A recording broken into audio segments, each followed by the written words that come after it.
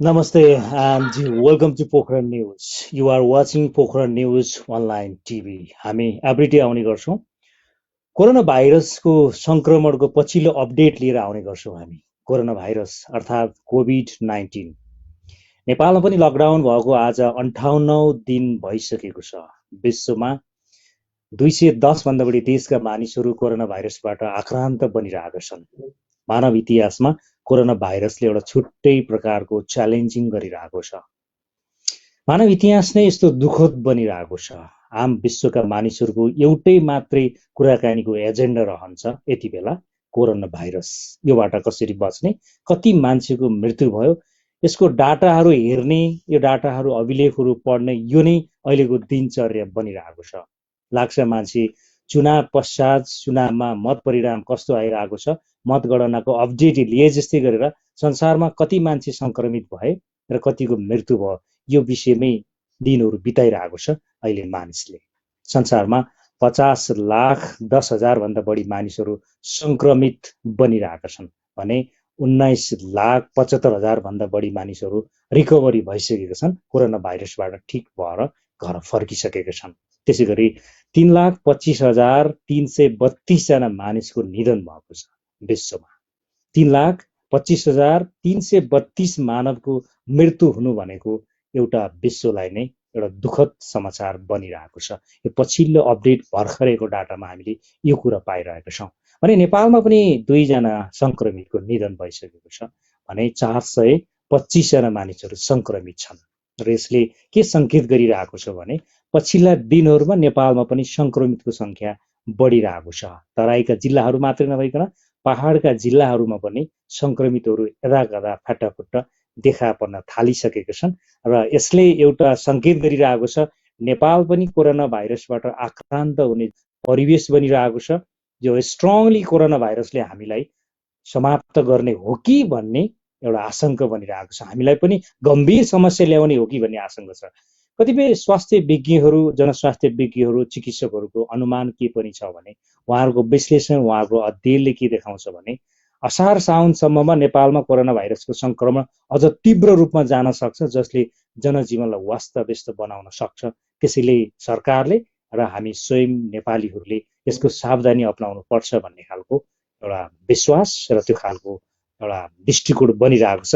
तपाईँ घरमै हुनुहुन्छ, लकडाउनलाई बाध्यताका साथ मनाइरहनु भएको छ अथवा गुजारिरहनु भएको छ, एउटा व्यवस्था छ। त्यसलाई छुट्टी हुन्थ्यो, बिदा हुन्थ्यो भने भ्याकेसन मनायो भन्ने हुन्थ्यो, तर लकडाउनको बाध्यतामा हामी घरमै बाध्य भएर बसिरहेको छ, रुमालिरहेको छौँ, दिनचर्या बिताउन गाह्रो भइरहेको छ। साथसाथै मानिसलाई मनोवैज्ञानिक समस्याहरू पनि थालिसकेका छन्। मानिस शारीरिक रूपले मात्रै स्वस्थ भएर हुँदैन, मान्छे स्वस्थ रहनको लागि उसको मनस्थितिमा एउटा सफापन, मनस्थितिमा एउटा रिफ्रेसमेन्ट हुनुपर्ने हुन्छ। मानसिक रूपमा विचलित बन्न थालिसकेको छ अहिले मान्छे। आज हामी यस्तै मनोविश्लेषकसँगको कुराकानीले जोड्न चाहन्छौँ। हामीसँग एकजना सिनियर, एकदमै वरिष्ठ ज्ञान गुणले भरिएको एकजना त्यस्तो व्यक्तित्व हुनुहुन्छ, मनोविश्लेषक हुनुहुन्छ बासु आचार्य। बासु आचार्य काठमाडौँबाट जोडिनु भएको छ हाम्रो टिभी स्क्रिनमा भने हामी पोखराबाट हाम्रो स्टुडियोबाट कुराकानी गरिरहेका छौँ। आउनुहोस् आजको अङ्कमा मनोविश्लेषक बासु आचार्यसँग कुराकानीले जोड्छौँ र साँच्चै नै तपाईलाई यो निराशाबाट मुक्ति कसरी दिलाउन सकिन्छ, खुसी कसरी हुने, यिनै विषयमा कुराकानी गरौँ। Basu sir, welcome to Pokhara news. धन्यवाद। अब लामो समयको अन्तरालपछि फेरि हामी अनलाइन टिभीमा जोडिएका छौँ। विगतमा 2-3 वर्ष अगाडि सायदै होला तपाईँ म हामी कुनै एउटा टिभी स्क्रिनमा कुरा गरिरहेका थियौँ। फेरि कालान्तरले हामीलाई यो अवस्थामा भेटाएको छ र अहिले चाहिँ अलिकति कोरोना भाइरस अर्थात् कोभिड-19ले विश्वलाई नै आक्रान्त बनाएको अवस्थामा आम नेपालीहरू हामी पनि कोरोना भाइरसका कारणले प्रभावित बनिरहेका छौँ। यो दुःखद प्रभावका अवस्थामा हाम्रो मानसिक एउटा चाहिँ नै विचलन बनिरहेको छ। रोजगारीहरू खोसिन लागिरहेका छन्, आय आर्जनको बाटो बन्द भइरहेको अवस्था छ। स्कुल कलेजदेखि लिएर कार्यालयहरू, कारखानाहरू बन्द छन्। यो बिचमा मान्छे घरमै थेग्रिन बाध्य छ। यो अर्थमा लाग्छ कि मनस्थिति अलिकति ह्याप्पी छैन, खुसी छैन। के गरौँ मनोविश्लेषकज्यू? कुराकानीको सुरुवात यहीँबाट गरौँ। यो दुखान्त अवस्थामा कसरी खुसी हुनला खुसी प्राप्ति के होला आइडिया प्लिज। अहिलेको स्थितिलाई मध्यनजर गर्दाखेरि हामीले लकडाउन पछि हामीले घरमा सीमित घेराभित्र राखिराख्नु परेको अवस्थालाई के ध्यान दिनुपर्छ भने अहिले हामीले त्यो बेलाको जस्तो खुसी, त्यो बेलाको जस्तो आनन्द, पहिलाको जस्तो रमाइलो चङ्गा एकदम सजिलो हुन ट्राई गर्नु हुँदैन। किनभने यो अवस्थामा हामीले गरेको त्यो तरिकाको खुसी ल्याउन सम्भावना छैन। त्यो पहिला एक्सेप्ट गर्नु पर्यो आफूलाई। अब खुसी आउने तरिकाहरू, आइडियाहरू, टेक्निकहरू अलिक फरक खाले, अलिक भिन्नै खाले, अब अलिकति नयाँ खाले, अलिक क्रिएटिभ खालेतिर अगाडि जोड दिनुपर्छ। किनभने हामी पहिलाकै आनन्द खोज्न थाल्यौँ भने चाहिँ त्यो आनन्द प्राप्त हुन सक्ने सम्भावना एकदम कम छ। हामी त बाहिर जानै सक्दैनौँ, हामी साथी भेट्न सक्दैनौँ, हामी कलेज जान सक्दैनौँ, हामी आफ्नो पसलहरूमा जान सक्दैनौँ, हामी कुनै पनि व्यापारमा कुनै पनि पक्षमा हामी बाहिर जान सक्दैनौँ भने अब खुसीको मोडल, खुसीको स्ट्राटेजी, खुसीको ढङ्गहरू परिवर्तन गर्नुपर्छ। त्यसको लागि चाहिँ पहिला आफ्नो क्राइटेरियाहरू याद गरेर, पहिला आफ्नो स्थिति परिस्थितिहरू याद गरेर, अनि त्यसपछि अलि सङ्कुचित भइसकेको अवस्थामा चाहिँ अनि सीमित सीमित खुसीहरूमा हुन ट्राई गर्नुपर्छ। हुने अब यहाँले भन्नुभयो पहिलाको जस्तो खुसी प्राप्त गर्नु त यो माहौलमा सकिँदैन। यो अलिक खालको अलिक कुण्ठाले भरिएको एउटा चाहिने वातावरणमा हामी पहिलाको जस्तो घुमफिर गरेर खानपिन गर्ने, डुल्ने, साथी भेट्ने त्यो खालको ह्याप्पिनेस गेइन गर्न सक्दैनौँ डेफिनेटली। अब कोठाभित्रै, घरभित्रै मेबी परिवारका सदस्य, छोराछोरी, बाउ आमा होइन, आफ्नो सदस्य छ घर परिवारमा जो छ, उहाँहरूसँगबाट मात्रै खुसी प्राप्तिका लागि एउटा पारिवारिक रिलेसन कस्तो मेन्टेन गर्ने। अब पारिवारिक रिलेसनका साथसाथै अब आर्थिक पाटो जोडिन्छ।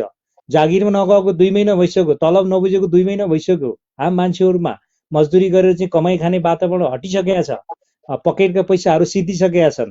यस्तै यस्तो स्थितिमा यो गरिबीको अवस्था अथवा अभावको अवस्थामा how can we get the happiness, यो बेला कसरी खुसी प्राप्त गर्ने त? तपाईँको आइडिया के हुन सक्छ? अब बुझ्नुपर्ने विषयहरू के छ भने हामीसँग खुसी हुन आधार त प्रशस्त छन्, तर हामीसँग आइडिया नभएको मात्रै हो। हामी पहिला जब काम गरेर भागदौड भरिराखेको बेलामा चाहिँ हामीले कहिले टाइम पाओस् र हामी यस्तो कुरा सिक्थेँ, यस्तो कुरा जान्न थिएँ, धेरै कुरा मैले गर्नु छ, घरमै बसेर पनि धेरै कुरा, मतलब कहिले टाइम पाओस् न भन्ने स्थितिमा हामी हिँड्थ्यौँ भने अहिले हामीसँग प्रशस्त टाइम छ। अब त्यो बेला राखेका योजनाहरू, त्यो बेला सिक्न खोजिएका पक्षहरू, त्यो बेला हामीले के योजना बनाएको छौँ त घरमै राखेर टाइम भएदेखि पढ्नको लागि, सिक्नको लागि, जान्नको लागि, केही कुराहरू बच्चाहरूलाई सिकाउनको लागि, मम्मी बुवालाई टाइम दिनको लागि, श्रीमतीलाई प्रशस्त समय दिनको लागि हो। यो कन्सेप्टमा रहेर अब हामी स्ट्राटेजीहरू बनाउनुपर्छ। जस्तै अब लोकसेवा तयारी गर्नेले अब मजाले पढेर बस्ने, यो न्युजको चक्करमा लागेर हुँदैन। किनभने लोकसेवाकोले एकदम राम्रोसँग पढ्न ट्राई गर्ने। अब बच्चाहरूलाई राम्रो राम्रो ज्ञान गुणका कुराहरू सिकाउँदिन, बच्चाहरूलाई असल बनाइदिन, बच्चाहरूलाई नयाँ नयाँ कुराहरू एकदमै जागरुक गराउन ट्राई गर्ने, श्रीमतीलाई प्रशस्त समयहरू दिने, घरमा सरसफाइतिर, घरमा नयाँ नयाँ डिजाइनतिर, घरमा रमाइलो माहौल क्रिएट गर्नतिर सकेको आफूले नयाँ नयाँ कुराहरूले तौर तरिकाहरू मिलाइदिनतिर, बुवा मम्मीलाई पनि सजिलो बनाइदिनतिर, भाइ बहिनी हुनुहुन्छ भने उनीहरूलाई माया प्रेम बाँड्नतिर हामीले धेरै गर्न सक्छौँ। हामीले मात्र तरिका सोचेर त्यसलाई अप्लाई गर्न मात्रै नसकेको हो, तर हामीसँग खुसी हुने आधारहरू चाहिँ प्रशस्त छन्। अनि दुःखी हुने आधारहरू मात्रै हामी बढी गइरहेका छौँ कि मान्छेहरू सिचुएसनल हुन पर्छ। सिचुएसन अहिले कोरोना सङ्क्रमित अवस्थामा सिचुएसन त्यो कुराले गुज्रेको छ भन्दैमा अब हाम्रो खुसी नै हराउने त त्यो त मिलेन त। हाम्रो खुसी अब कोरोना आयो खुसी हराउँ भने जस्तो हो क्या? होइन। यतिखेर चाहिँ कोरोनासँग डिल गर्दै सकेसम्म पहिलाको भन्दा बढी खुसी, आनन्द र रमाइलो शान्त वातावरण चाहिँ सृजना गर्नु त्यो व्यक्तिको दायित्व हो अथवा परिवारको दायित्व हो। त्यसको लागि अब घर सल्लाह गरेर कसरी हामी आफ्नो दैनिकी चलाउने त, बिहानदेखि के तरिकाहरू अप्नाउने त, बच्चालाई कति टाइम दिने, आफ्नो स्वास्थ्यलाई कति टाइम दिने, शारीरिक स्वास्थ्यलाई, त्यसपछि हामीले घरलाई कतिको टाइम दिने, श्रीमतीहरूलाई कतिको सपोर्टमा ल्याइदिने, सबै टेक्निक पोइन्ट वाइज गयो भने खुसी सजिलै प्राप्त हुन्छ। किनभने खुसी दुःखी नहुने बित्तिकै सजिलो भइहाल्छ। अब सबैको हकमा त खुसी बनाउनको लागि परिवारको सदस्य मेलमिलाप, खानपान अथवा त्यो एउटा ब्यालेन्सिङ, एउटा सन्तुलित रूप व्यवहार गर्न सकियो, छोराछोरीलाई समय दिने, श्रीमती श्रीमानलाई समय दिन सक्ने, घरका वृद्ध बुवा आमाहरूलाई पनि विशेष खालको केयर गर्न सक्ने, घर सफा सुग्घर गर्न सक्ने, होइन, कुनै सृजनात्मक कामहरू गर्न सक्ने, कलाहरू चित्रहरू बनाउनेदेखि लिएर घरको डेकोरेसनदेखि लिएर सबै कुराहरू गर्दै गयो भने एक खालको दिन बिताउन सकिन्छ। तर रेन्टमा बसिरहेछ मान्छे, दिनभरि मजदुरी गर्दैछ कोही, आफ्नो जागिरबाट आउने आय आर्जनले चाहिँ जीविकोपार्जन गरिरहेछ कोही, जागिरमा गइरहेको छैन। अर्कातिर मान्छेलाई आर्थिक तनाव चाहिँ नि बढिरहेको छ। पहिला चाहिँ अलि निम्न वर्गीय मान्छेहरूलाई आर्थिक सङ्कटले चाहिँ एक खालको तनाव दिइरहेको थियो भने अहिले मध्यम वर्गीय मान्छेहरूलाई चाहिँ आर्थिक तनाव देखा पर्न थालिसकेको छ। ब्याङ्कको किस्ता होला, घर भाडा बुझाउनु पर्ने कुराहरू होलान्, होइन, आफ्नो चाहिँ आम्दानीले चाहिँ छोराछोरीको चाहिँ नि करियर सपोर्ट गर्नुपर्ने कुराहरू होलान्, रोजगारी रहने हो कि होइन, यो खालको विचलन छ। झन्डै आधाभन्दा बढी 60-70% मान्छेहरूमा यो खालको चाहिँ आर्थिक तनावसँग जोडिएको समस्याले उसको मस्तिष्कमा स्ट्राइक गरिरहेको छ। यो बेला कसरी खुसी हुने त? अब त्यो आर्थिक पाटो एउटा गम्भीर बन्दै रहेछ, आर्थिक सिचुएसन, आर्थिक चाहिँ अभावको एउटा चाहिँ अवस्था आइरहेको अवस्थामा हामीले कसरी यो आर्थिकताको कमजोरी र यो बन्द रहेको अवस्था, यो दुईटा अवस्थालाई ब्यालेन्स गरेर पनि शरीरभित्र मस्तिष्कभित्र खुसी कसरी प्राप्त गर्ने, त्यो आइडियामा जाउँ न। म एउटा उदाहरण दिन्छु, म हजुरलाई एउटा उदाहरण दिन्छु। जस्तै हाम्रो यतिखेर मुख्य सहायक र अन्य 3टा कुरा हुन्छन्। एउटा मुख्य हुन्छ, एउटा सहायक हुन्छ र अन्य हुन्छ। यतिखेर मुख्य भनेको सुरक्षा बाहेक केही पनि होइन। अहिले मुख्य भनेको सुरक्षा बाहेक केही पनि होइन। भोजन यो मुख्य भित्रै पारेर हामीले अनेक तरिकाले भोजन प्राप्त गर्न, अब जस्तै जनप्रतिनिधिलाई दबाब दिएर हामीले बचे खुचेको साँची राखेर केही उधारो लिएर भए पनि, कसैको सपोर्टमा लिएर भए नि, अहिले भोजन र सुरक्षा बाहेक अरू सोच्न ट्राई गरियो भने त्यसले मानसिक रूपमा पीडा बनाउँछ। अहिले भविष्य सोचेर, अब भोलि मेरो व्यापार सोचेर, मेरो बच्चाको फ्युचर सोचेर, अब मेरोलाई के हालत होला भन्ने सोचे, त्यो सहायक पक्ष हो। त्यो चाहिँ हामी सहायकमा जान्छौँ। त्यो मुख्य चाहिँ अहिले सुरक्षा मात्रै हो। सुरक्षा र भोजन, स्वास्थ्य, शारीरिक स्वास्थ्य, मानसिक स्वास्थ्य, अनि सुरक्षा र भोजन, यति पक्ष चाहिँ मुख्यमा राख्नु पर्यो। अनि सहायकतिर अनि त्यसपछि ट्राई गर्नु पर्यो। नत्र के हुन्छ भने यो बेला के गर्ने र के नगर्ने मुख्य कुरा हुन्छ। यतिखेर अहिले प्रगतिका कुरा, जिन्दगीका कुरा, भविष्यका कुरा, उसका कुरा, व्यापार घाटाका कुरा, त्यो मुख्य पक्ष हुँदै होइन। यतिखेर नितान्त आनन्दले शान्तिले भोजन गर्ने, त्यसपछि दिनभरि अनेक उपाय सोचेर रमाइलो र खुसी बाहेक अरू केही गर्न पाइँदैन। भोजनकै अभाव छ, खानामै अभाव छ भने पनि लो मलाई अभाव भयो, तिमीहरू मेरो जनप्रतिनिधि हौ, तिमीहरूलाई मैले हामीले भोट पनि हालेको, लु मलाई भोजनको प्रब्लम थियो भने एकदम दिल खोलेर माग्ने, त्यसपछि त्यो खान सक्यो, फेरि अर्कोचोटि माग्ने। यो दुईटा बाहेक अरू टाउको दुखाउन खोज्यो भने चाहिँ अनि हामी मानसिक रूपमा नै विक्षिप्त हुन्छौँ। जब मानसिक रूपमा विक्षिप्त हुन्छौँ तब हामी कोरोनालाई डिल गर्न सक्दैनौँ। हामी जहाँ कहीँ भड्किराखेका हुन्छौँ, जतासुकै गइराख्नुपर्छ। त्यसपछि उताबाट सङ्क्रमित हुने सम्भावना छ, त्यताबाट सङ्क्रमित हुने सम्भावना छ। त्यसकारण अहिले मुख्य, सहायक र अन्य, मुख्यमा भोजन र सुरक्षा। अब सहायकतिर जाने हो भने भोजन र सुरक्षा पूर्ण भयो भने चाहिँ अनि त्यसपछि हामीले सकेको कसैलाई सपोर्ट गर्न सक्छौँ, नसकेको भने अब हामीले अनलाइन कसैले हेल्प गर्न सक्छौँ, फोन गरिदिएर सक्छौँ। त्यो सहायक पाटो हो। प्रगतिको पाटो त हाम्रो कहाँ हो, त्यो अन्यतिर जान्छ कि। अन्य तैँले प्रगति होइन, तिमीहरूको प्रगति भएको छ र यहाँ हामीलाई गाह्रो भएको छ, उसको प्रगति छ, उसको छ, म त छैन नि भन्ने होइन। यतिखेर प्रगति र दुर्गतिले हाम्रो जिन्दगी निर्धारण गर्दैन। यतिखेर बाँच्नु, टिक्नु र सङ्क्रमित नहुनु नै सबभन्दा ठुलो सम्पत्ति हो। त्यसकारण आफ्नो सम्पत्ति पहिचान। अब यो पोइन्ट सुन्दा चाहिँ अहिले अलिकति आम मान्छेहरूलाई एक खालको ऊर्जा मिलिरहेछ। साँच्चै हजुरले भने चाहिँ पहिलो र दोस्रो एउटा चाहिँ सुरक्षा र खानपान, यो दुईटा कुरो मात्रै सोच्ने, यो दुईटा अप्सनलाई मात्रै अहिले शिरोधार्य गर्ने, कसरी खाना प्राप्त गर्न सकिन्छ र कसरी सुरक्षित बन्न सकिन्छ। अरू प्रगतिको कुरालाई चाहिँ थाती राखेर यो दुईटामा मात्रै लाग्यो भने त अलिकति मान्छेले केही न केही पोजिटिभिटी डेभलप गर्न सक्छ र आफूलाई सुरक्षित र आफूलाई चाहिँ मानसिक रूपमा विचलित हुनुबाट के जोगाउन सक्यो होइन त? अब अहिले मैले बारम्बार जोड दिइराखेको छु, लकडाउनदेखि अहिले आजका मितिसम्म प्रत्येक दिन हामी बहस पनि गर्छौँ 8 बजी बेलुका।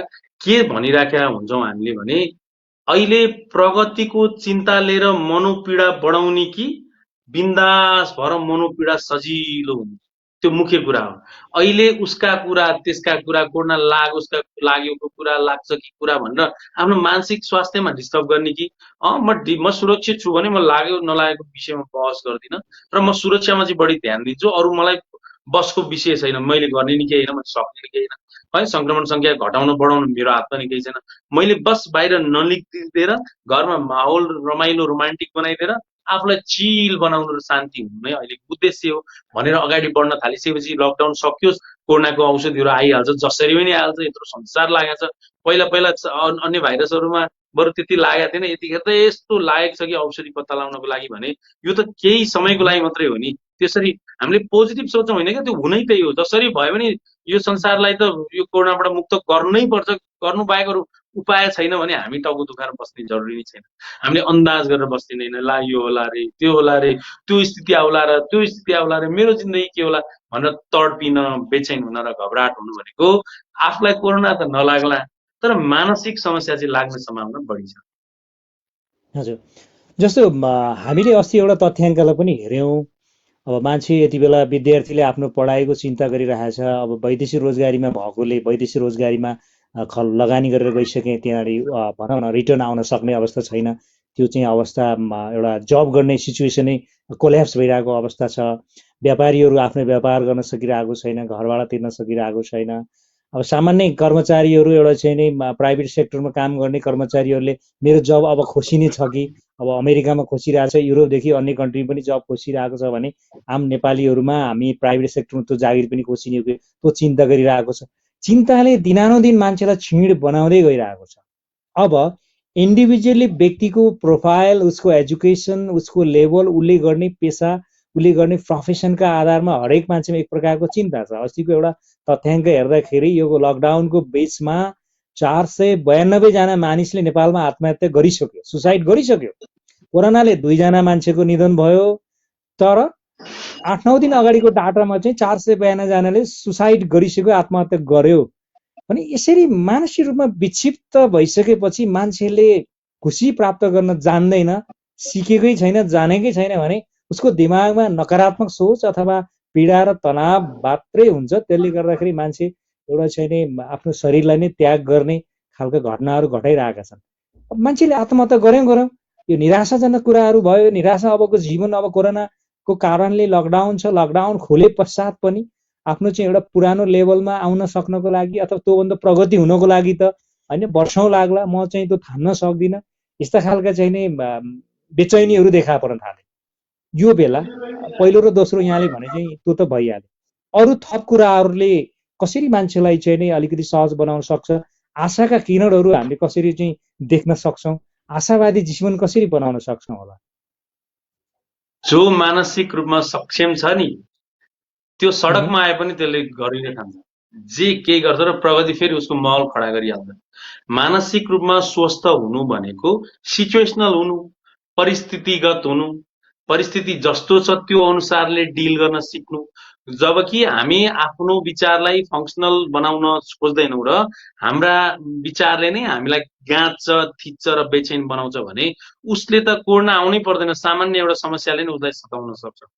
त्यसकारण हामी के बुझ्छौँ भने हामी परिस्थिति जस्तो छ त्यस्तै जाने। म हिजो त्यो पोस्टमा थिएँ, त्यो जबमा थिएँ होइन, भोलि जे हुन्छ म त्यही अनुसारले अगाडि बढ्छु, किनभने दुनियाँ त्यही अनुसारले अगाडि बढ्नु परेको छ, म मात्रै होइन। भोलि के हुन्छ त्यो होइन, आज म मजाले टिक्या छु कि छुइनँ। मैले बारम्बार जोड दिन्छु, यस्तो अवस्थामा हामीले भोलिको पर्सि पनि ध्यान दिनु पर्दैन, त्यो पछिको त कुरै छोडिदिनु न, पर्सिको दिन के होला त्यो मतलबको विषय होइन। यतिखेर प्रेजेन्टमा कसरी इन्जोय गर्ने, कसरी इन्टरटेन गर्ने, कसरी रिल्याक्स हुने, कसरी शान्त हुने बाहेक अरू टाउको दुखाउँछ भने उसलाई मानसिक पीडाहरू थपिन्छ र मानसिक पीडाहरू लामो समयसम्म थप्यो भने त मनोरोग हुनसक्छ। जस्तो सुकै मनोरोग, चाहे स्ट्रेस भयो, एक्युट स्ट्रेस डिसअर्डर भन्छ होइन, तीव्र तनाव विकार, चाहे एन्जाइटी भन्छ, डर, बेचैन, घबराहट, एकदमै असहज। अर्को पेनिक भन्छ, अहिले सिद्धिन्छ कि अब गयो कि खुवाको खोक्ने बित्तिकै कोरोना लाग्यो कि ला के हुन खोज्यो, अथवा डिप्रेसन भनौँ, दिक्क लाग्यो, जिन्दगी अर्थहीन लाग्छ, यो संसारमा टिक्नुको उद्देश्य छैन जस्तो लाग्छ। इन्सोमेनिया भनौँ, अनिन्द्राले छटपटी निन्द्रै लाग्दैन। भनेको मतलब मेरो सम्पत्ति भनेको मेरो सोच र मेरो शरीर, यी मेरो सोच र मेरो शरीर अनि मैले गरेका व्यवहार नै मेरो सम्पत्ति हो। यो सम्पत्तिमा नि हामीले नै त्यो सम्पत्ति गुमाउन खोज्दैछौँ। हामीले सोच्न नजानेर, बुझ्न नजानेर, आफूले एनालाइसिस ढङ्गले गर्न नजानेर। त्यस कारणले यतिखेर जहिले म एउटा कुरा जोड दिँदैछु कि हामी सोच्दा ढङ्गले सोचौँ, अरू सब व्यवहार आफै मिल्छ। ढङ्गले सोचेन भने मिलेको व्यवहार पनि छरपष्ट हुन्छ, परिवार पनि छरपष्ट हुन्छ, साथीसँगी पनि बेचैन हुन्छ, होइन? त्यो माहौलै खराब हुन्छ। मैले जोड दिन खोजेको के हो भने यस्तो अवस्था छ, कसरी राम्रो सोचौँ। यस्तो अवस्थामा त राम्रो सोच्नु, त राम्रो अवस्थामा त त्यति राम्रो सोचिहाल्यो भने त कसले सिकाउनै पर्दैन कसैले। राम्रोमा त जहिले राम्रो भइहाल्छ नि, किन टाउको दुखाइराख्नु पर्यो। अवस्था चिन्ताजनक छ, अवस्था अलिक दर्दनाक छ, अवस्था अलिक ट्रमाको छ, अलिक अभिघातजन्य अवस्थामा चाहिँ राम्रो सोच्न, राम्रो बुझ्न र एकदम ज्ञानी भएर अवेर हुनुपर्छ। त्यस कारण यस्तो अवस्थामा ओहो कसरी सोच्ने त, सोच्ने कसरी सोच्ने भने हरेक कुरालाई यथार्थपरक ढङ्गले एक्सेप्ट गरेर सोच्ने, स्वीकार गरेर सोच्ने। कोरोना आउँदैछ, आउँदैछ, संक्रमित हुन सक्ने सम्भावना छ त, अनि छ र त सुरक्षित भएको त। अनि मलाई भयो नि, मलाई कसरी हुन्छ त म सुरक्षित छु भने, म छुइनँ भने चाहिँ हुन्छ है मलाई। अनि के गर्ने त, रणनीति अपनाउने सुरक्षाको।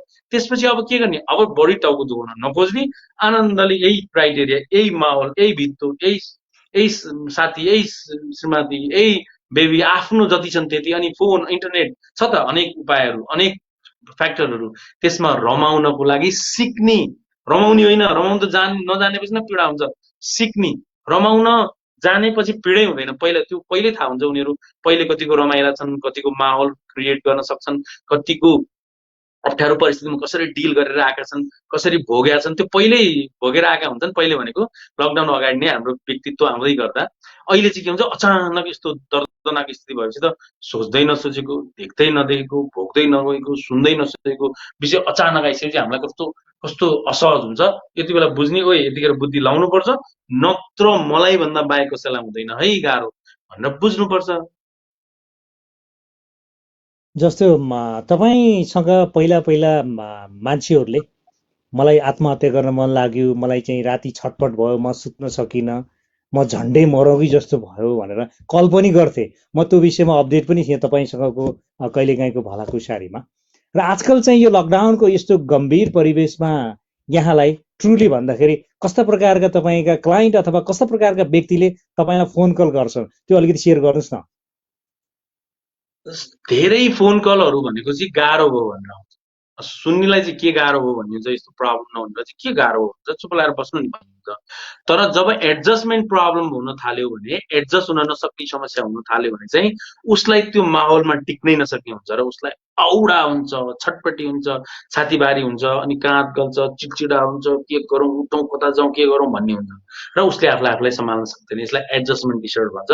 यस्तो फोन धेरै हुन्छ, मलाई गाह्रो हो, म सम्हालिन सकिनँ, म के गरौँ, मलाई यस्तो फिजिकल सिम्टमहरू आइसकेका छ, मलाई छटपट्टि भएर परिवारले पनि मलाई रिस गर्न थालिसके, म यस्तो एउटा प्रब्लम आयो। अर्को प्रब्लमको फोन आउँछ, निन्द्रै लाग्दैन, मलाई निन्द्रै लाग्दैन, मलाई गाह्रो भइसक्यो, अब ननिदाउँ सकिँदैन, ननिदाइ भएन, निदाउँ निन्द्रै आउँदैन, त्यस कारण निन्द्राका अरू फोनहरू आउँछन्। अर्को एन्जाइटी भनेको दुश्चिन्ता, त्यो चाहिँ अब गाह्रो भयो एकदम, अब के हुन्छ कि सर, म अब के गर्ने होला, मलाई सम्झाइदिन्न, बुझाइदिन्न। अब त्यो कस्तो हुन्छ नि, अब चिन्ता बुझेकाहरूले चाहिँ फोन गर्नुहुन्छ मलाई सम्झाइदिनु, बुझाइदिनु भनेर, तर चिन्तै नबुझ्नेहरूले चाहिँ ऊ चिन्ता मात्रै गरेर बस्ने, यो चिन्ता चाहिँ एउटा प्रब्लम हो, यो चाहिँ मैले सोच्नु नजानेर यो चिन्ता आएको भनेर चाहिँ बुझ्नुहुन्न र अनि आफूले आफूलाई असहज परिस्थिति क्रिएट गर्नुहुन्छ। अब सङ्क्रमितै मजाले आनन्दले भिडियो बनाएर टेन्सन नलिनु भनिराखेको बेलामा चाहिँ हामी धेरै तडपिनु पनि जरुरी छैन भनेर हामी बुझ्दैनौँ। त्यस्तो अवस्थामा हामीले के बुझ्छौँ, सिद्धियो गयो, बर्बाद भयो, अब केही हुनेवाला छैन,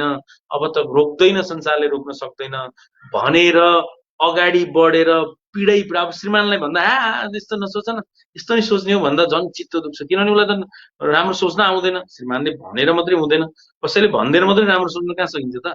त्यसको लागि त सबै स्ट्राटेजी, उस्तै परिस्थितिमा त राम्रो सोच्न नसक्दाखेरि औषधि पनि चलाउनु पर्छ। त्यो औषधि चलाएपछि राम्रो सोच्ने बनिन्छ, छ्वाङ्ग छोड्ने बनिन्छ र अनि आफूलाई अलिकति ट्र्याकमा ल्याउन पर्ने हुन्छ। त्यस कारण सामान्य पीडाहरूलाई चाहिँ यसो सम्झाइ बुझाइ गरेर, अलिक जटिल छ भने काउन्सिलिङबाट, र गम्भीर प्रकारको छ भने काउन्सिलिङ र औषधि अनिवार्य भएर यो सोच राम्रो बनाउन पनि सकिन्छ। मनोविश्लेषक हुनुहुन्छ बासु आचार्य सर।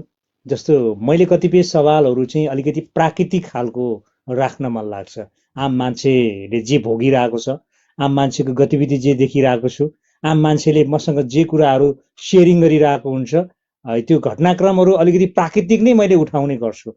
र अहिले मान्छेहरू के भइरहेछ भने आफन्त इष्टमित्रमा त्यो नेपालमा होस् विदेशमा होस् जहाँ रहे तापनि फोन कम्युनिकेसन गरिरहेको हुन्छ, इष्टमित्र साथी सर्कल आत्मीयजनहरूसँग पनि कुराकानी कसरी गरिरहेको हुन्छ भने ल बाँचिएछ भने भेटौँला, बाँचिएला जस्तो छैन, फलाना देशमा यति मरे, फलाना देशमा यति मरे, नेपालमा यो भइरहेछ, बाँचिएछ भने भेटौँला, के अरे बाँचिन्न होला, यत्तिकै होला, यो खालको नैराश्यताजनक खालको चाहिँ नै कन्भर्सेसनहरू गरिरहेको सुनिन्छ देखिन्छ होइन। कतिपय हामीलाई आउने कलमा पनि बाँचिएछ भने भेटौँला, के अरे होइन, के छ कसो छ, स्वास्थ्यको केयर गर्नुहोस्।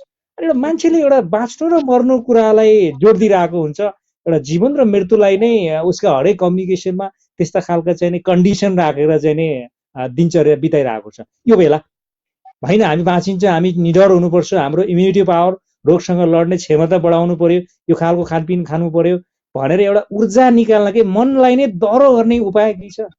मनलाई अलिकति बनाउनु पर्यो। मनलाई दह्रो गर्ने उपाय भनेकै ज्ञान हो, बुझाइ हो, अन्डरस्ट्यान्डिङ हो, सोच हो, उसको धारणा हो, उसको पर्सेप्सन हो। ऊ विषयवस्तुलाई कुन दृष्टिकोणबाट मनन गर्यो त्यो दृष्टिकोणबाट उसको अन्डरस्ट्यान्डिङ फ्याक्टरहरू क्रिएट हुँदै अनि त्यसपछि विचारहरू आउँछ, अनि इमोसनहरू आउँछ, अनि फिजिकल सिम्टम आउँछ र व्यवहार गर्छ। मैले के जोड दिन खोजेको भने हामीले जुन तरिका मेरो बारेमा कसरी सोच्छु, म माहौलको बारेमा कसरी सोच्छु, मैले सोचेको सोचकै आधारमा मलाई भावनामा असर पर्छ र व्यवहारहरू गर्न बाध्य हुन्छु। म राम्रो सोच्छु भने मेरो व्यवहार पनि राम्रो हुन्छ, म मनगणन्ती सोच्छु भने मेरो व्यवहार पनि डिसफङ्क्सनल हुन्छ। त्यसकारण मेरो सोच नै आत्मबल भनेको के त? आत्मबल भनेको आत्मा भनेको सोच, बल भनेको त्यसको पावर, सोचको पावर, बुझाइको पावर, ज्ञानको पावर, बुद्धिको पावर। यतिखेर हामीले तडपेर विदेशमा हुनेहरू अहिले आउन पाइन भनेर रुवावासी गर्नुहुन्छ, जबकि सम्भावनै छैन। अहिले म जस्तो स्थितिमा पोखरा आउन चाहेर पनि सक्दिनँ, म त सकौँला किनभने मसँग पास होला, तर अरू जो कोही हजुर सक्दैन नि यस्तो स्थितिमा। अनि यस्तो स्थितिमा मैले जतिसुकै तडपे पनि केही हुनेवाला छ त छैन नि। यस्तो स्थितिमा त जसरी हुन्छ मजाले यहाँ बस्ने। अब युके हुनुहुन्छ नि युके, दुबई हुनुहुन्छ नि दुबई, दक्षिण कोरिया दक्षिण कोरिया, युएस हुनुहुन्छ युएस, जहाँ हुनुहुन्छ त्यहाँ माहौल खडा गरेर रमाइलो गरेर नाचगान गरेर आनन्दले गफ जोतेर टेन्सन नलियो सब मिल्छ भनेर एनालाइसिस गर्नुपर्ने। हामी चाहिँ कसरी एनालाइसिस गर्छौँ? हामी चाहिँ यो विषयवस्तुलाई चाहिँ अब हिजो अब लकडाउन अगाडिसम्म चाहिँ सजिलो बस्न सक्ने ठाउँ त्यहाँ लकडाउन अगाडिसम्म चाहिँ आनन्दले हाँसखेल मजा लुट्ने अरे। अनि लकडाउन भएपछि ल मैले सकिनँ भनेपछि के त त्यहाँ भनेपछि ओहो मैले माहौल बुझ्न सकिनँ है, मैले यो स्थितिमा त झन् बढी नै यहाँ टिक्न चाहिँ सिक्नुपर्छ है भन्नेतिर लाग्दैन मान्छे। अनि आफ्नै आफ्नै तर्क हावी गर्छ र आफ्नो तर्क हावी भएपछि त फेरि फङ्सनल तर्क भएन भने त उसले अनि यस्ता यस्ता अभिव्यक्तिहरू दिन्छ, अनि पीडा दिन्छ, घरमा नि पीडा दिन्छ। युएसबाट त यति मसँग अनलाइन अहिले जोडिनु भएको छ कि गाह्रो भयो, अब बाँचिँदैन, सिद्धि के गरौँ त्यो सोचेपछि फेरि अब शरीरतिर लक्षणहरू देख्छ, शरीरमा लक्षण देखेपछि ला मलाई शरीरमा लक्षण देख्यो, अब मलाई के भन्नु पर्यो, हार्ट एट्याक हुन्छ कि यो हुन्छ कि त्यो हुन्छ कि त्यो, फेरि त्यसपछि अब हस्पिटल जाउँ लिँदैन भने हेर्नु त कसरी सिनारियो बिग्रेको। भनेको मतलब हामी कुनै पनि विषयलाई बुझ्न जान्नु भनेकै आत्मबल बढाउनु हो भनेर बुझ्नु पर्यो। जस्तो म अलिकति मिडल एजको मान्छेहरू, अलिकति वयस्क मान्छेहरू, अलिकति प्राउड उमेर अलि ढल्किँदै गरेका मानिसहरूमा अहिले धेरैको कुराहरू सुन्नमा आउँछ कि निन्द्रा परेन। धेरै सोच्यो होला निन्द्रा परेन, स्वाभाविक हो। त्यो निन्द्रा परेन, निन्द्रा लागेन भन्ने जुन एउटा समस्या छ, त्यो पारिवारिक रूपमा समाजमा, अब त्यो नेपाल होस् विदेश होस् जहाँसुकै बसेको, त्यो बौद्धिक होस् अथवा त्यो हाइली एजुकेटेड होस् अथवा एजुकेसन कम भएकै व्यक्ति जो होस्, मस्तिष्क त एउटै उसले सोचिरहेको हुन्छ, बेचैनीका कुराहरू खेलाइरहेको हुन्छ। राम्रो निदाउनको लागि साउन्ड स्लिप, राम्रो निदाउनको लागि चाहिँ सुत्ने बेला हामीले कस्तो कुराहरू सोच्न चाहिँ अलिकति उपयुक्त हुन्छ, यो कुराहरू सोच्यो, यो विषयमा चाहिँ तर्कनाहरू खेलायो, दिमाग यो विषयमा चाहिँ नि लगायो भने राम्रो निदाउन सकिन्छ। एउटा मनोविश्लेषकको हिसाबले यहाँले यो कुराहरू सोच्नुहोस्, यो विषयमा चाहिँ तपाईँ कल्पना गर्नुहोस्, जसले गर्दा चाहिँ एउटा मिठो निद्रा पर्न सक्छ। कुनै त्यस्तो टिप्स हुन सक्छ? अब निन्द्रामा अलिकति जाउँ। निन्द्रा चाहिँ हाम्रो जिन्दगीको सबभन्दा महत्त्वपूर्ण आधारै निद्रा हो। निन्द्रा भनेको हामीले यसरी म्यानेज गर्नुपर्छ कि निन्द्राले हामीलाई शक्ति दिन्छ, ऊर्जा दिन्छ, शान्त दिन्छ, खुसी दिन्छ, रमाइलो भएर सबै निन्द्रामा केन्द्रित छ।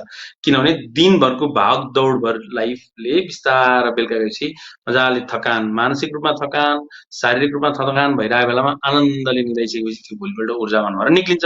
अब रह्यो के निन्द्रा किन लाग्दैन? निन्द्रा नलाग्ने केही फ्याक्टरहरू छन्।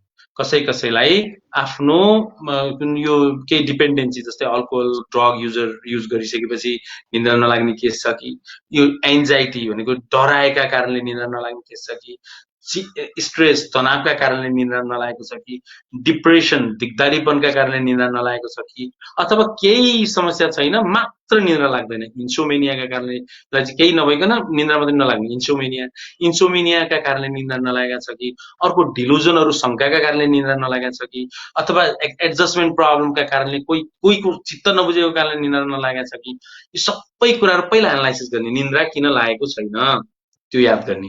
अर्को कुरा निन्द्रा किन नलागेको भनेपछि यदि कुनै कारणले निन्द्रा नलागेको छ भने त्यो कारणहरू म्यानेज गर्नतिर लागिनुपर्छ। आफूले सक्दैन भने एक्सपर्टको सपोर्ट लिनुपर्छ, कारण म्यानेज गर्नै पर्छ।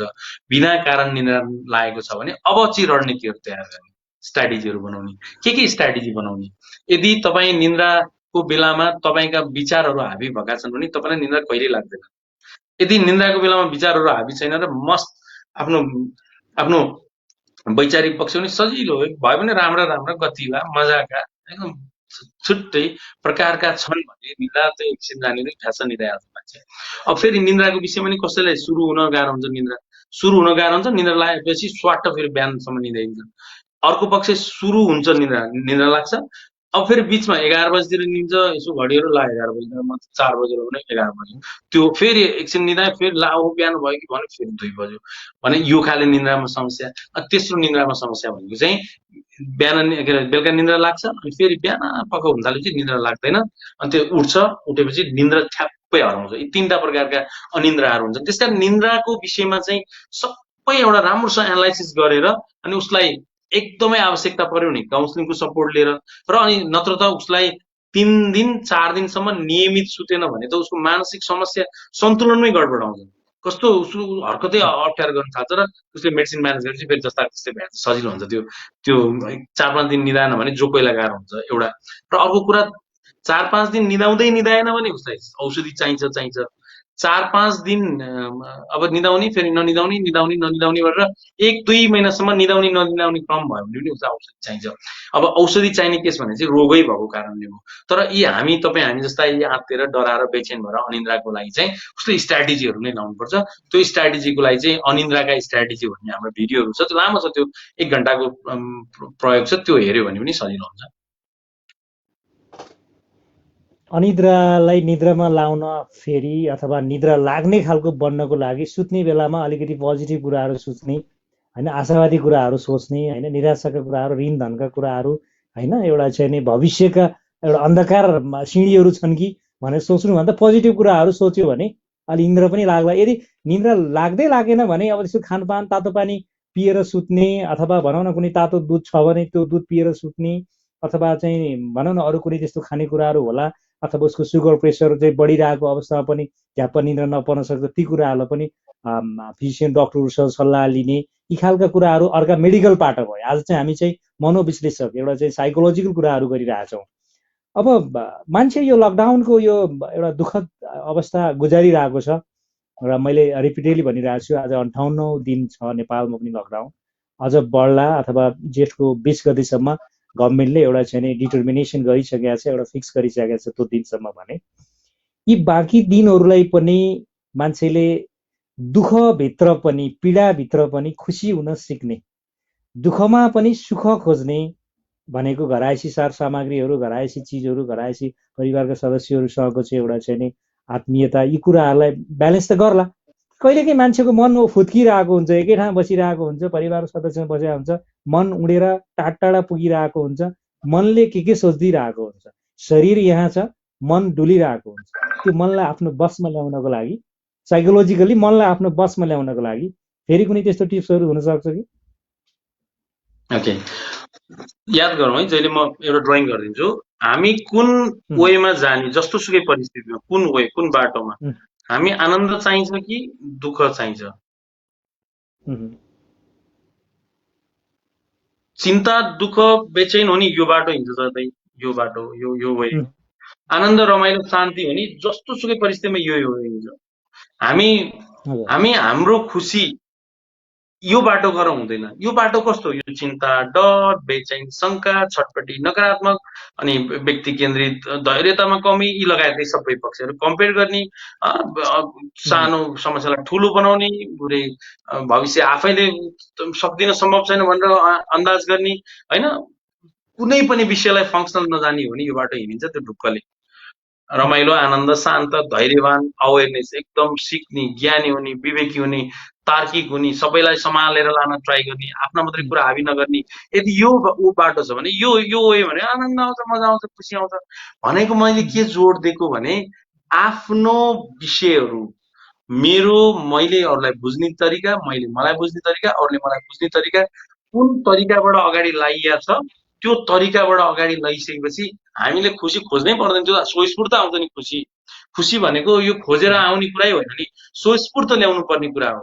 यस्तो अवस्थामा त झन् छङ्ग पर आनन्दले बस्नु पर्छ। यस्तो अवस्थामा चाहिँ झन् पर्छ कि यस्तो जो अभिघातजन्य अवस्था छ, यो अभिघातजन्य अवस्थामा खुसी हराउँछ मान्छेको। अब ट्राई गर है, खुत्ता खत्ता साथी बनाएर हुन्छ कि च्याटिङ गरेर हुन्छ कि बच्चाहरूसँग रमाइलो गर्नुहुन्छ कि 10 तरिका तर्क नगरेर हुन्छ कि न्युजहरूतिर अलिक वास्ता नगरेर हुन्छ कि एकदम यो माहौल मेरो माहौल हुन्छ। त्यो पहिलाका कुरालाई लिएर पीडित नहुने। अब पहिला मजा आएको थियो यार, त्यो ठिक छ, त्यो मजा आएको थियो भन्ने कि पहिलाको कुरामा यस्तो मजा आएको थियो अहिले मजा आएन भन्ने हो। यस्तो परिस्थितिमा जान्छ नि मान्छेको मुहारमा हाँसो आउँछ। मुहारमा हाँसो आएपछि उहुँ, व्यवहारमा हाँसो आउँछ। मुहारमा रोदन आयो भने व्यवहारमा नै रोदन हुन्छ। व्यवहार राम्रो गर्न मन छ पछि भने जुन दिनसम्म लकडाउन हुन्छ, जुन दिनसम्म कोरोनाको मेडिसिनहरू म्यानेज हुँदैन, त्यो दिनसम्म जस्ताको तस्तै, पहिला जस्तो थियो अहिले त्यस्तै, पहिला जुन तरिकाले हिँडेको थियो त्यस्तै, त्यो स्थितिमा हिँड्न ट्राई गर्ने, खोज्ने, सिक्ने। नत्र लकडाउन त अझ 1-2 महिना लम्बेला, त्यो बेलासम्म हाम्रो मानसिक पक्ष चाहिँ एकदम कमजोर हुन सक्छ है। त्यो यो भिडियोले के सोच्न बुझ्न जरुरी छ भने 2 महिना 3 महिना दशैंसम्म लकडाउन भयो भने हामी सजिलो हुनु पर्छ, हुनै पर्छ। तपाईँ त्यत्रो बेरसम्म कसरी हुने भन्ने नै होइन। त्यति बेरसम्म नहुने भए उहुँ, सिक्ने। अब त अनेक तरिकाहरू छ सिक्नको लागि। अनलाइन काउन्सिलिङको व्यवस्था गरिदिएको छ। फेरि उसलाई स्टडी नगरेसम्म भन्न पनि गाह्रो हुन्छ क्या, के सिक्ने, कसरी सिक्ने, उसको क्षमता के छ, उसको बुद्धि के छ, उसको विवेक के छ, उसको आधिकारिकता के छ, उसको परिवार के छ, ऊ कुन तरिकाको छ, कुन पक्षको होइन, सबै बुझेर उसलाई राम्रोसँग सिकाउन लागि पनि अगाडि बढ्नुपर्छ। त्यस कारण मैले उहुँ, जोड दिएको के भने खुसी हुने आधार हामी चाहिँ छ, दुःखी हुने आधार हामी चाहिँ छ। खुसी हो भने ढङ्गले सोच्नु पर्यो, दुःखी हुने बेढङ्गले सोच्यो भने मजाले दुःखी हुन सकिन्छ। उहुँ। जस्तो मान्छेले भन्ने गर्छ उद्देश्य के लिनु, उडी छुनु चन्द्र एक, ठुलो उद्देश्य लिनुपर्छ, चन्द्रमाला छुने उद्देश्य लिनुपर्छ भनेर मान्छेले भने हुन्छ। तर परिस्थिति जटिल छ, परिस्थिति गाह्रो छ। यो बेला मैले ठुलो सपना देख्नुहुन्न, सानो सपना देख्नुपर्छ, महत्त्वकाङ्क्षी हुनुहुन्न। चन्द्रमाला छुने सपना होइन कि सपना एकदमै सानो देख्यो भने कमसेकम त्यो सपना पुरा हुन सजिलो होला। अथवा त्यस्तो भयङ्कर सपना नदेखौँ, आफ्नो जे छ त्यसैमा रमाउँ, एउटा महत्त्वकाङ्क्षी नबनाऊ भनेर मैले भने यो बेलाको परिवेशमा मैले ठिकै सोचेँ, ठिकै भने के हुनसक्छ? एउटा हेर्नु है, यो धरती भयो, यो चन्द्रमा भयो उहुँ, है। उहुँ, यसले उद्देश्य लियो चन्द्रमा छुनु। के राखौँ भने उहुँ, उद्देश्य लिनु उडी छुनु चन्द्र एक, सकेन भने उहुँ, यही धरती ठिक, यही ठिक छ है। सकेन भने चाहिँ उहुँ, यही हो नि ठिक भन्ने कन्सेप्ट पनि बनाउनु पर्यो। भएन भने यही धरती ठिक छ मेरो लागि, किनभने चन्द्रमा नपुग्नु नै असफलता होइन। चन्द्रमा उहुँ, नपुग्नु असफलता होइन, आनन्दले धरतीमा मजा लिनु पनि सफलता हो है। सफलता आर्थिक उहुँ, पक्षलाई अथवा आफ्नो के भन्छ सम्पत्तिलाई मात्रै जोड दिनु भएन। आफ्नो सफलता, आफ्नो जब, आफ्नो सबैको वाहवाहीलाई मात्रै जोड दिएर हुँदैन। परिस्थिति उहुँ, बस चेस जस्तो क्या, डिफेन्स पनि गर्ने, परिस्थिति आयो भने उहुँ, भाग्ने पनि, त्यस्तै परिस्थिति आयो भने आक्रमण पनि गर्ने। आक्रमण, डिफेन्स र ब्याक हुनु नै जिन्दगी हो। आक्रमण मात्रै जिन्दगी होइन, आक्रमण धेर गर्ने त हार्छ चेस। त्यस कारण के बुझौँ, उहुँ, हामीले परिस्थिति अनुसार चन्द्रमा नै पुग्ने, त्यहाँ पुग्न सकिएन। एपोलो 11 भन्ने एउटा मुभी छ क्या टम ह्याङ्क्सको, त्यहाँ हेर्नु त चन्द्रमा पुग्ने उहुँ, के एपोलो 12 कि के छ मैले बिर्सेँ, चन्द्रमा पुग्न नसकेर ऊ उहुँ, फर्के आउँछ पछि, कस्तो आनन्द आउँछ कि कमसेकम मैले ट्राई त गरेँ नि हो। ट्राई गर्नु त कति उहुँ, महत्त्वपूर्ण कुरा हो। भनेको मतलब हामी चन्द्रमामा पनि मजा लुट्ने हो, धरतीमा नि मजा लुट्ने भनेर कन्सेप्ट बनाउने।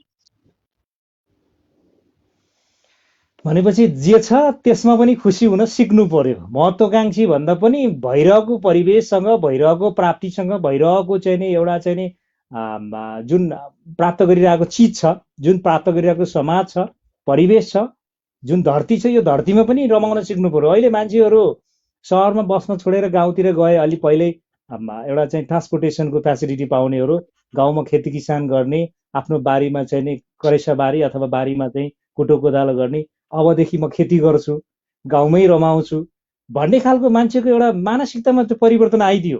भनेको ठुलो सहरमा व्यस्ततामा, एउटा आधुनिकतामा, एउटा सेडेन्टरी लाइफ बिताइरहेको मान्छे back to the nature, back to the village, त्यो खालको कन्सेप्ट आइरहेको छ। यसले पनि मान्छेलाई, यहाँले अहिले जुन कुराहरू डिस्क्राइब गरिरहनु भएको छ, जुन कुरालाई इलेबोरेट गरिरहनु भएको छ, त्यस्तै गरेर मान्छे back to nature, back to home, back to country, यो खालको कन्सेप्टमा आइरहेको छ। यसले एक प्रकारको खुसी दिन्छ। यसलाई चाहिँ अब हामीले सकारात्मक रूपबाट लिएर हाम्रै अर्ग्यानिक चिजहरू उत्पादन गरेर आफ्नै चाहिँ करेसाबारी, आफ्नै खेतबारीमा उब्जाएर खानुपर्छ, निर्भर, आत्मनिर्भर हुनुपर्छ भन्ने खालको सन्देश पनि मान्छेले सिकिरहेको छ। कोरोना भाइरसले मान्छेको जीवन एउटा पद्धतिलाई नै परिवर्तन गराइदिइरहेको छ। एउटा संस्कारलाई, एउटा संस्कृतिलाई, आफ्नो एउटा व्यावहारिकतालाई, आफ्नो व्यवसायलाई, आफ्नो अवधारणालाई नै चेन्ज गराइदिइरहेको अवस्थामा हजुरले भनिरहेका कुराहरूलाई केही न केही हदमा जस्टिफाई त भइरहेका छन्। भनेको खुसी प्राप्तिका लागि नर्मल नेचुरल कुराहरू नै उपयुक्त छन्। यो भन्दाखेरि यहाँले यसलाई सही मान्नुहुन्छ होइन? मृत्युवरण अनिवार्य छ हामी जिन्दगीमा। हामी एक दिन जो कोही मर्छौं, मर्ने दिनसम्म हाम्रो जिन्दगी शान्तिले मृत्युवरण गर्न सक्छौं कि सक्दैनौं भन्ने कहिले एनालाइसिस गरेनौं क्या हामीले। हामी चाहिँ यस्तो भइदियो भने यति दौडधुप गरेछ, यति सङ्घर्ष गरेछ, यति पीडाले बस्या छ, छटपट्या छ, बेलुका गयो घरमा शान्ति छैन, फेरि सुत्यो, बुढी ठुस्स परेछ, श्रीमान यता फर्किया छ। हेर्नु है माहौल हेर्नु कि काठमाडौँकै भनौँ, पोखराकै भनौँ, गाउँ कहिले राम्रोसँग फर्किन पनि सकेन। गाउँको विकास नभएसम्म केही हुनेवाला छैन देश भन्ने कुरा पनि थाहा छ। भनेको हामीले आफ्नो आफ्नो पक्षलाई नै कहिले एनालाइसिस गर्न, ध्यान दिन, बुझ्न जानेनौँ क्या। यस्तो अवस्थामा चाहिँ यो कोरोनाकोले एउटा राम्रो सन्देश पनि दिएको छ। यो सही कुरा उठाउनु भयो। हामीले जिन्दगीलाई बुझ्न पो सिकायो त कोरोनाले। हामी तडपेर बस्नु पर्दैन है, जिन्दगीलाई बुझाउँदै पनि छ यसले। यसले खुसी हेर त कस्तो अवस्थामा आपत पर्दाखेरि तिमीलाई कति गाह्रो भइरहेको छ। यस्तो तिमी पहिल्यै सिकेर आइदिया भए यो आपत परेको बेलामा तिमीलाई खुसी खोज्न कहीँ जानै पर्दैन थियो भन्ने पनि ज्ञान दियो। त्यो अनुसारको बच्चालाई सिकाउन, त्यो अनुसारको आफ्नो साथी सङ्गीलाई बुझाउन कस्तो सपोर्ट गरेर चाहिँ। यसबाट त शिक्षा पनि लिनुपर्छ, यसबाट त अझै ज्ञानी पो हुनुपर्छ। यसबाट त ओहो माहौल भनेको जस्तो सुकै हुँदो रहेछ, मान्छेको जीवनमा जे केही घट्न सक्दो रहेछ, त्यसलाई रेडी भएर बस्नुपर्ने रहेछ। जस्तो सुकै घट्दा पनि मनमा चाहिँ शान्ति पैदा गर्नुपर्ने रहेछ भन्ने बुझाउन पनि यसले सपोर्ट गर्यो। त्यस कारण अब गाउँ जाने, गाउँतिर विकासतिर केन्द्रित हुने, अब लकडाउनपछि सबै नेपालीहरू फर्किने, आफ्नो देशको विकास गर्ने, राम्रा राम्रा असल र एकदमै सहज हाम्रो जनप्रतिनिधिहरूलाई चुज गर्ने। अब है जे भएको छ एउटा एउटा माहौल त क्रिएट भयो, एउटा नयाँ माहौल खडा भएको छ, सबैको चेतनाहरू फैलाएको छ, सबै यति राम्रो राम्रो सजिलो सजिलो बन्न सकिन्छ। तर यही सोच हो, सिद्धियो गयो बर्बाद भयो, केही हुनेवाला छैन। अब मेरो जिन्दगी गयो, मेरो परिवार पनि तथानाम भयो, अब के गर्ने रुवावासी, अब कतिखेर गुवा गुवा रुनी हो हेर्दै जानु। अब यो लकडाउन अझै बढ्न थाल्यो भने त सुसाइडको केसहरू एकदम बढ्नेवाला छ, एकदमै बढ्नेवाला छ। किनभने उसले आफूलाई बुझाउनै सक्दैन, जान्ने बनाउनै सक्दैन। सक्दै नसकेपछि कमसेकम सपोर्ट लिनुपर्छ है भन्ने पनि जान्दैन। उसले के गर्छ, मेरो सोच सत्य हो, मैले जे सोचेँ त्यो सत्य हो, अब सिद्धि भनेर सोचेँ र सिद्धि भन्नेसम्म उसको विचार आउन सक्छ। उसले यति सिद्धियो भनेर सोच्नु मानसिक रोग हो, यसको लागि औषधि सेवन गर्नुपर्छ। सुसाइडको विचार भनेको मनोपीडाका कारण ल्याएको, मनोपीडा समाधान गर्ने बित्तिकै सुसाइड विचार हट्छ र अनि सजिलो जिन्दगीका राम्रा राम्रा उपायहरू, राम्रा राम्रा अब प्रगतिका विषयहरू सोच्न आउँछ भन्ने कुरा बुझ्दैन र अनि आत्महत्याको लागि ऊ रेडी हुन्छ, प्लानिङमा रहन्छ। त्यसकारण यस्तो अवस्था चाहिँ जागरणले, यस्तो अवस्था चाहिँ तपाईँ हामी जस्तो यो विषयमा बुझ्न खोज्न, जान्न खोज्नेहरूले यसरी सचेतना फैलाइदिनुपर्छ। मनोविश्लेषक बासु आचार्यज्यू, अब तपाईँसँग कुराकानी गर्दाखेरि छुट्टै मजा हुन्छ। आम मान्छेहरूले, दर्शकले हेर्दा पनि छुट्टै खालको एउटा रिलिफ फिल गर्नुहुन्छ। कुराकानी धेरै छन्, सकिँदैन। मलाई यो संवादलाई रोक्न मन लागेकै छैन। यद्यपि हामीसँग अब कुराकानीलाई छुट्याउनु पर्ने बेला भएको छ। अब यति बेला कुरा गरियो, लामो कुराहरू भयो, धेरै कुराहरू टिप्स दिनुभयो। एज अ कन्क्लुजन संक्षिप्त रूपमा चाहिँ नि सबै कुराहरूलाई समेटेर अन्त्यमा केही भन्नुहुन्छ? तपाईँले कुरो मिलाउने बित्तिकै केही छैन बाहिर, एउटा कोरोनाको भाइरस आउन खोज्दैछ त्यति छ, अरू अरू केही छैन, ठिकै छ, माहौल ठिक छ, प्रकृति ठिक छ, सबै आफ्नो ठाउँमा छन्, पीडा सबैलाई छ, तपाईँलाई मात्रै छैन, संक्रमितको डर सबैलाई छ, हल्का डर हुनु पनि पर्छ, डर नभयो भने त त्यो त झन् नराम्रो पक्ष हो, हल्का ठिक छ, अलिअलि डराउनु पर्छ।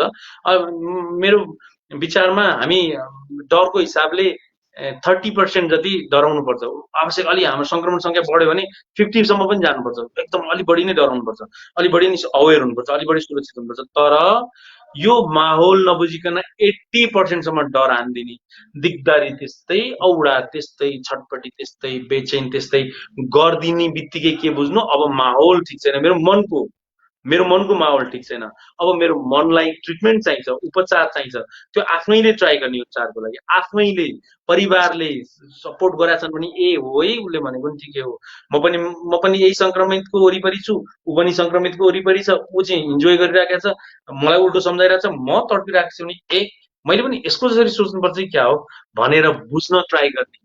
अनि एकदमै आपत परेको छ भने होइन मैले उसले बुझाएको मैले बुझिनँ, जानिनँ, अब मलाई अब कसैले काउन्सिलिङ गरिदियोस् भनेर काउन्सिलरलाई सपोर्ट रूपमा लिने, काउन्सिलर पनि सपोर्ट पाइएन कतै भने नजिकको हस्पिटल जाने, डक्टर कहाँ जाने, मलाई गाह्रो भयो एकदम गाह्रो भनेर केही मेडिसिनहरू म्यानेज गर्ने एउटा, र एकदम अचम्मै कोही भेटेन भने 9851177320 फोन गर्नुहोस् मलाई, म तपाईँलाई सकेको सपोर्ट गर्छु, तपाईँलाई सकेसम्म यो मनको पीडाबाट मुक्त हुन केही न केही उपाय रणनीतिहरू तयार गर्नलाई हेल्प गर्छु। त्यसको लागि चाहिँ अब झन् मिडियाले नै राम्रो राम्रो भूमिका खेलेको छ, मिडियाको सबै न्युजहरू राम्रोसँग एनालाइसिस गर्ने, आधिकारिक मिडियाहरूसँग मात्रै फलो गर्ने, जुन एकदमै रिसर्च बेसमा गरिएका तर्कहरूलाई प्राथमिकता दिने। अर्को कुरा भनेको चाहिँ आफ्नो पीडाहरू सेयर गर्ने, मलाई गाह्रो भयो भन्ने, मलाई केही पर्दैन मलाई गाह्रो भयो भन्ने भयो, अलिअलि गाह्रो लानु घर परिवारले, किनभने उनीहरूले पनि बुझ्दैन, मेन्टल हेल्थ त राम्रो छ, कसैले बुझेकै हुँदैन, शारीरिक स्वास्थ्य त यस्तो बिजोग छ, शारीरिक स्वास्थ्यको के त मानसिक स्वास्थ्य त त्यो धेरै पछाडिका कुरा हुन्। एउटा डिप्रेसन र एन्जाइटीको फरक त हामीलाई थाहा हुँदैन भने अब कहाँबाट बिचरा उसका मनका पीडाहरू बुझ्दछ कसैले। त्यसकारण जनचेतना नै मनोपीडाका समाधानका पहिलो आधार हुन् भन्दै तपाईँहरूलाई शरीर एकदम स्टे सेफ, स्टे फ्रेस, एकदम मजा लुटेर आनन्दले शान्तिले खुसीले हेर्ने बस्ने। त्यति सङ्ख्या गयो, ठिक छ, ठिक छ, त्यति बढेछ, ए बढेछ, ल ठिकै छ त, उता आएर ए ठिक छ, अलि सेफ है तिमीहरू। यसरी सजिलो, यसरी ढुक्कले बस्नु पर्छ, नत्र केही हुँदैन। कोरोना मैले अघि नै जोड्ने, कोरोना लाग्न नलाग्ला, मनोरोग लाग्छ। बासु आचार्य सर, यहाँको यो स्पेसल टाइम र पेन रिलिफ कन्भर्सेसनको लागि थ्याङ्क यू सो मच। हजुरसँग यति मजा आउँछ किनभने थोरै सञ्चारकर्मी हुनुहुन्छ जो चाहिँ साँच्चीकै बौद्धिक हुनुहुन्छ, म हजुरसँग सधैँ आभारी हुन्छु। धन्यवाद। Thank you once more. साँच्चै नै दर्शकबिन, आज हामीले मनोविश्लेषक बासु आचार्यसँगको कुराकानी जोड्यौँ, उहाँ काठमाडौँबाट जोडिनु भएको थियो र यो लकडाउनको यो गम्भीर परिवेशमा, यो पीडादायी अवस्थामा तपाईँ आफैलाई कसरी खुसी बनाउने, कसरी ह्याप्पी बनाउने, ती कुराहरू आजको कार्यक्रमबाट केही न केही टिप्स पाउनुभयो भन्ने मैले पनि अपेक्षा गरेको छु। कार्यक्रम हेरिदिनु भयो, thank you very much. You have a wonderful time. नमस्ते।